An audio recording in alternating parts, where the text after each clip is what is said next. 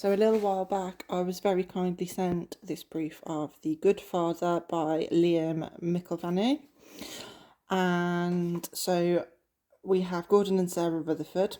They live an idyllic life. They have their hard fought for 7-year-old son, Rory, who they absolutely adore. A house in a postcard perfect Ayrshire village, surrounded by a safe, friendly, honest community. One afternoon, while Gordon is sat in their garden reading, their dog Bonnie returns from the beach at the end of their garden without Rory. Rory is gone without a single trace, and the police launch this massive search for him, massive investigation. Gradually, over the next week or so, they scale back their investigation until one day Gordon and Sarah are just left alone in their search. While there's no body, there is still hope that their son will safely be returned to them. Really, really, really wanted to love this book. As soon as I read the blurb, my interest was immediately piqued, and the first part of the book really did deliver on my expectations. It was tense, it was fast-paced. The author draws you into this situation that the Rutherfords find themselves in.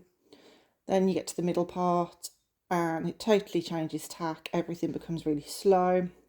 There's loads of description about nothing in particular, and kind of anything that is sort of major, it just gets glossed over a little bit.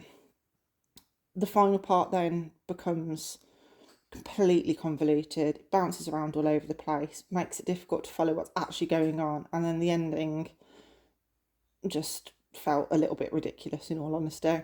It felt like the author was actually writing several different thrillers that he then squashed into one. The characters weren't particularly likeable. They just seemed entirely flat. Their emotional responses just didn't seem to fit what was happening around them. They were very one-dimensional, and you just didn't get a sense of who any of them are. Also felt like there were some massive plot holes. Timeline seemed to be really out of sync. Something would be happening and then all of a sudden you'd just skip forwards in time. Something else would be happening and you'd get kind of no explanation of the in-between.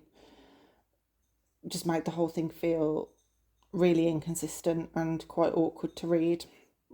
I did persist with it, hoping it would get better, and towards the end it did have some much more gripping scenes, but overall this just wasn't for me at all, and I rated it 2.5 stars.